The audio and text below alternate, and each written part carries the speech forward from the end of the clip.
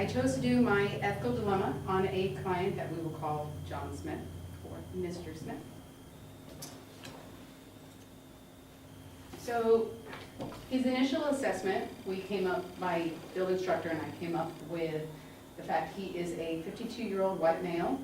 He was ordered to 1 year court supervision with substance abuse, assessment, and treatment.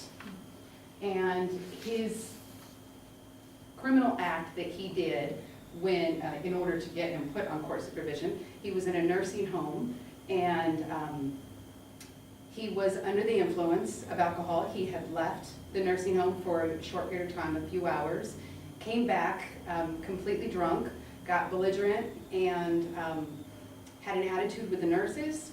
And one of the nurses called him an alcoholic, and it upset him very much. So he walked out of the nursing home and took a piece of metal that he found on the ground and keyed the lady's car. So he was arrested on site and got sentenced to 1 year court supervision. And it is also the lowest class misdemeanor. So it is the lowest thing that you can be charged with in Morgan County. And because of all the issues that we have had with him over the last 2 months, it kind of put the thought into my head, as well as my field instructor's head, do we really want to continue working with him, because it is the lowest thing you can be convicted of. And so it's, yeah, we were kind of at a loss there. He did state in his initial assessment that he became an alcoholic after his divorce, which was shortly after 5 years ago. Since then, he has had no stable home. He's been in and out of hotels, in and out of family houses. He lost his home and all of his land, all of his property in his divorce. And he was already out of work because he's disabled. He injured his shoulder, so he has to have surgery on that. When he injured his shoulder, he also injured his knee at the same time, had surgery on his knee, but became addicted to the pain meds, and he's still an alcoholic at the same time. And in order for him to have the surgery on his shoulder, he has to detox from all of the pain meds that he's on. He also suffers from mini strokes and seizures, so the stroke medication and the seizure medication poses a great risk when it comes to detoxing as well, and services in order to detox in that case. And the last thing is he desperately wants to move with his dad in Florida, who is 85 years old.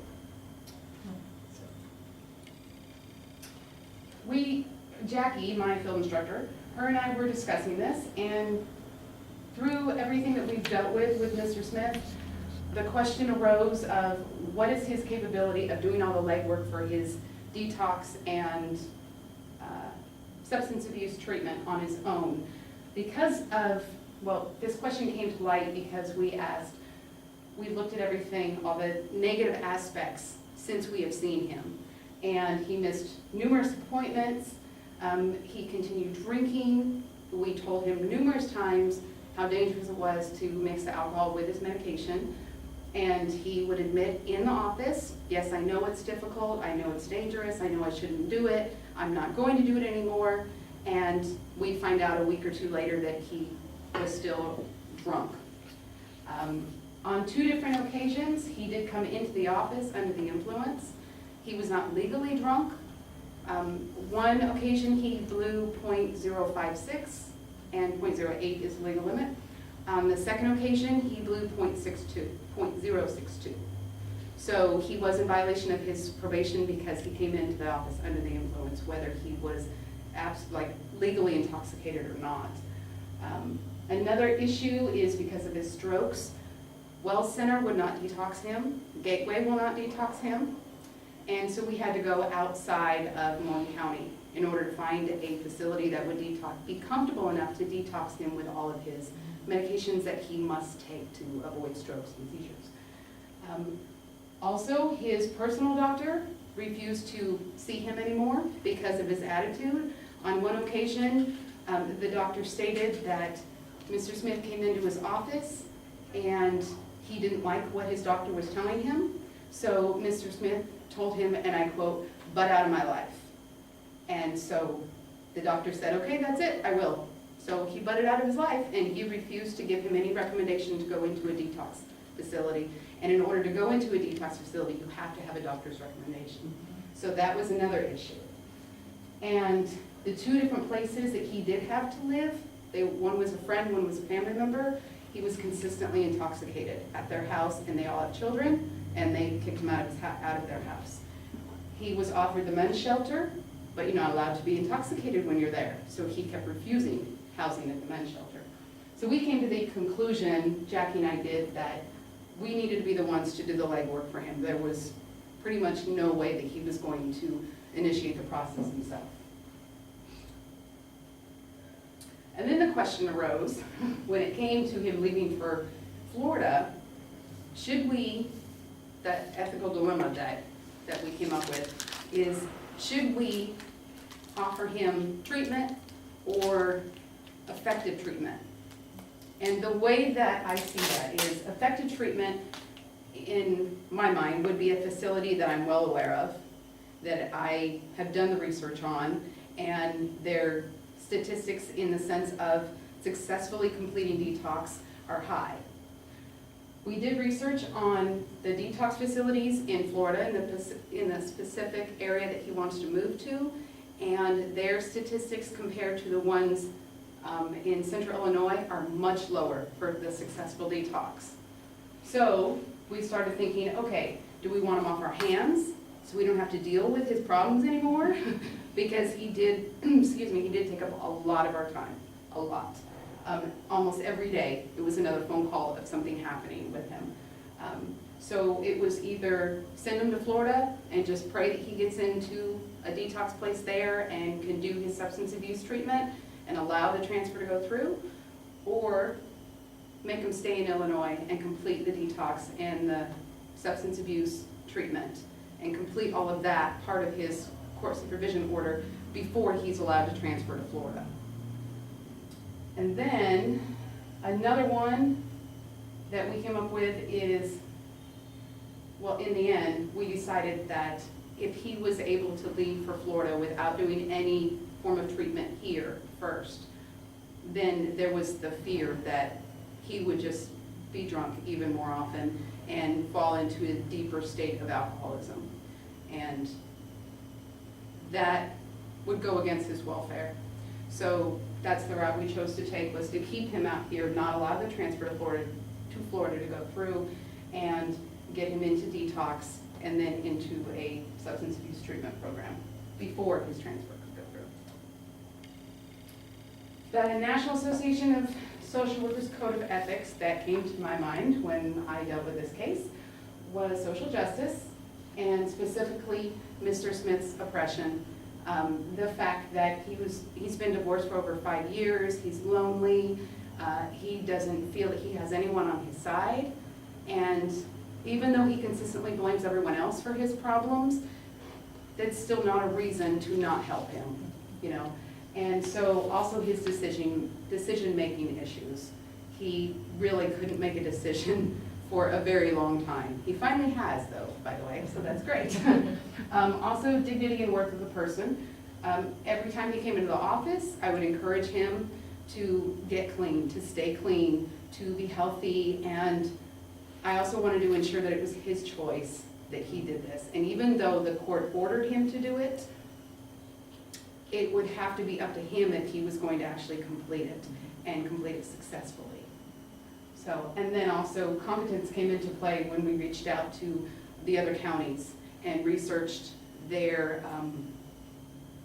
statistics on their detox and recovery services for substance abuse. So, in the middle of all of this, all the supervision and consultation that we did was Well Center and Gateway. We researched both of those, spoke to doctors there, could not send him there because neither one felt comfortable with trying to detox him with all of his stroke medications. Blessings Hospital in Shelbyville had the same reaction. Alta Memorial in Chandlerville, they finally said, yes, we will take him, we feel comfortable, but an issue came up with them. And the issue was Mr. Smith did his assessment in the office in front of me, and on the phone with them, he lied to them numerous times in his statements concerning how much he drank. And whether he was lying to my field instructor and myself or to them is kind of up in the air, but they were two different stories. So that posed an issue in the beginning of his intake. But from what I understand, once he got there, he came clean with them. He had a successful detox, so that's good. We consulted 2 other staff probation officers. They're both senior probation officers. Consulted with Mr. Smith's personal doctor, got him to agree to give a recommendation for Mr. Smith to go to Alton Memorial. Also consulted with the head intake nurse at Gateway. She had a major input when it came to getting him into Alton. Apparently she has contacts there and was really pushing it along to get him in, so that was awesome. Before we made the decision to go ahead and keep pushing for effective treatment out here, the director of probation, Todd Dillard, was consulted on it, and after talking to him and laying out the pros and cons, that's when we came to the decision, Jackie and I did, that, okay, yes, let's just keep pushing for the treatment out here, and Florida can wait. So, many struggles, lots and lots of struggles with Mr. Smith.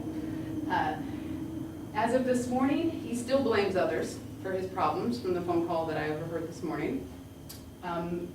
Let's see, he continued to drink for a long period of time until he went to detox. I do not know if when he was released from detox, before he went into the inpatient recovery, I do not know if he was drinking in between that time, because he was staying in a hotel being paid by his brother, and he was by himself. So we don't know. But he runs out of money consistently. He is on state assistance, and he was using all of his money for hotel rooms. And at one point, when he was in one of the hotels he stayed in here in Jacksonville, he was kicked out of the hotel for failure to pay. And so when he got kicked out of the hotel, he threw a fit with the hotel staff, and police were called, and he was arrested and brought to the hospital, and the hospital said, we can't do anything about it, put him in a drunk tank, and when the police went back to get him, he had left the hospital. So his whereabouts were unknown for 5 days. We didn't know where he was, hadn't heard from him, he didn't answer his cell phone, anything. And numerous visits, he became very confused with why he was ordered to treatment. One visit, he would say, yes, I need treatment, I know I need this, I want to get healthy, I want to get clean. The next visit, he would say, well, I'm not an alcoholic. I don't understand why the court ordered me treatment. I wasn't drunk when I got mad at that nurse. So the question came up, is he really forgetful? Is he suffering from some type of, Alzheimer's or anything along those lines? We weren't sure about that, but we're not medical professionals, so couldn't figure it out. And also at one point, he, from what we understand, he lied to his brother and said that we dropped the ball on him and we weren't doing anything. So he convinced his brother to call Congressman Schock and file a complaint against the probation office, specifically my field instructor, saying that she was not doing her job. The director of probation did say he wasn't worried about it. It's not a big deal because we have all the case notes and everything's good. But that did put a little dent in the thing. And on numerous visits as well, he claimed that his dad was dying, and so that's why he needed to get to Florida.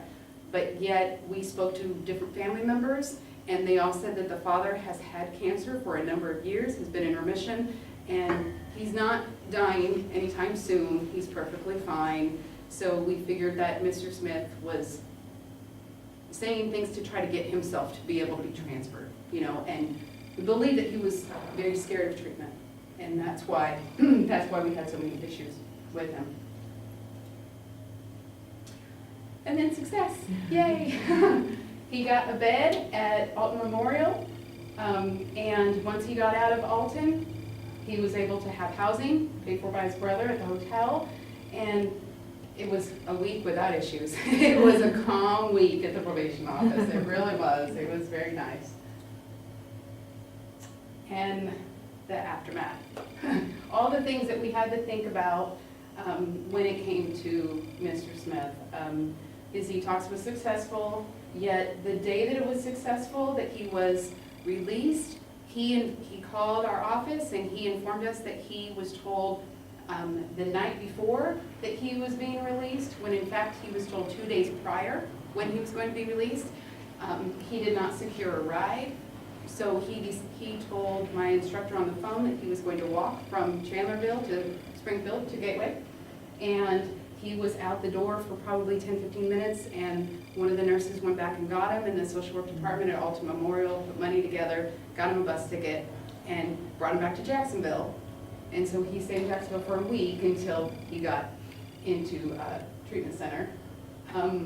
His statements that day were different compared to what the nurses at Alton Memorial said. They said he was told a few days prior he was being released. In the same conversation, he still blamed my field instructor, consistently blamed her, and then Gateway, as of yesterday, or excuse me, as of Monday, Gateway was still waiting for a bed to open for him. But we did find out this morning that Gateway referred him to a place in Decatur. Can't remember the name offhand right now, but they referred him to a place in Decatur, and he is there right now in an inpatient treatment center. So even though he arrived too late, when he got back, because he got back to Jacksonville, he was supposed to go straight to Springfield. He didn't. He came to Jacksonville instead. And because he did that, he was too late at Gateway and he lost his bed. So he was going to have to wait a whole another week. And actually, according to ladies at Gateway, if he hadn't gotten into the other place in Decatur today, he would have had to wait 3 more weeks before he got into Gateway. And that's just too much time in between detox, you know, in order to keep him clean, especially with no one around him to support him in that sense. And this is what he taught me during this whole case. Definitely to have patience and to take a deep breath because I needed to do that a lot. And also, not so much of looking at the situation as a whole, but looking at it as a whole, but then deciding where the priorities need to be when it came to him. And for any client, you know, figure out which one is most important that you have to deal with right at that moment. It also helped me become more knowledgeable in the resources other than just in Morgan County. One's in Chandlerville, you know, in Shelbyville, and all these other towns that I'd never heard of. And I had never staffed any of these situations with other officers before. And so staffing it with the other 2 senior probation officers and with the director was a new thing for me. I'd never done that. And I really liked that because I liked all the different input from everyone. And he taught me different ways to deal with difficult clients. I know I have to empower them every single step. Pay attention to their strengths. I know that. And all the while encourage the clients to do the same thing. And as much as I can, engage the client in the helping process, because if they cannot make the goal, if they can't set the goal and then reach the goal themselves, then how are we to know that they're going to be able to do that when they're not in our care? So that's it. And there's my references. Fantastic. Thank you. Very, very good. Any questions from the audience? Make me go first. I go first. So when you think about this as being an ethical issue, and an issue is there's kind of something that's come up where there's some questions about kind of what to do next, you know, ethically, or a dilemma where there's really no great choice. Where do you feel like that is? Was this an issue or a dilemma in your mind? I think it started out as an issue, but then I believe it became a dilemma because we could have easily transferred him to Florida and had it off of our hands. Right. You know, but at the same time, for me personally, I felt bad whenever my field instructor would discuss that, because I felt like, well, part of your job as a social worker and to do social worker things, and doing one of the social worker things is to help a client as much as you can. And I didn't feel at that point that we had taken all the steps that we could have. Sure. And even though the part of me that just didn't want to deal with anyone anymore was like, okay, just send them to Florida, you know, get the headache off my hands. But then the whole, honestly, the whole code of ethics, I started thinking about it and started thinking, no, we need to help him more. You know, no matter how much headache it's going to give us, and no matter how many times I have to be on the phone with people and wait for phone calls back and listen to voicemails and all of that, it doesn't matter, because in the end, it's the client who matters. Sure. And his welfare is what matters, not what I believe or what anyone next to me believes. Sure. So for me, it started out as an issue, and then it became a dilemma because there was a part of me that wanted to send him before, to be honest. There was. Sure. You know, but then I started thinking, well, I think he can do it here. Right. You know, because I felt like if he did it here, I know he did it, and I'd feel better, you know, that another person is successfully getting help. Right. And getting the treatment that they need. Okay, great. Anything else? I have a couple questions. One question, what's the men's shelter that you're referring to? Can't hear you. What's the men's shelter you're referring to? The men's? I don't know the exact name of it, but you enter it through the sheriff's department. Okay. There's a shelter for men. For men. Okay, you here in Jacksonville? Yes. Or, okay. I've never heard of the men's shelter.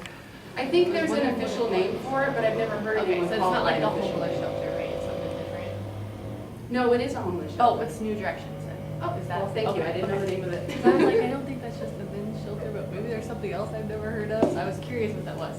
My second question was, what was my second question? I got distracted by it. You were talking at the end about the helping process and having them being involved and trying to be a part of that. How much would you consider that he was involved in the helping process of? Because it sounded like a lot like, well, we tried to get him to the well center, we tried to get him, he didn't really want, like, all that kind of different stuff. So would you say he was a part? I know it's a court order, so like part of it's forced, but how much I would say you? that he was not a part until the very end. Okay. The amount of times that, I told him numerous times, you need to call Well Center and get your assessment done. We're not gonna do it for you. And he would say, oh, no one's called me back, no one's called me back, but when we call Well Center, there's no record of him calling. So. And, yeah, the reason why I would say that he did at the end is because he was the one who got in touch with Gateway after detox and found out that it was gonna be 2 to 3 weeks before a bed was ready. And so he said, where else can I go? And they told him, and he said, okay, give me the number. And he called them and was able to get in. They came and picked him up this morning. So I would say at the very end is when he really became engaged in it. Great. All right, well, good job. That was not bad.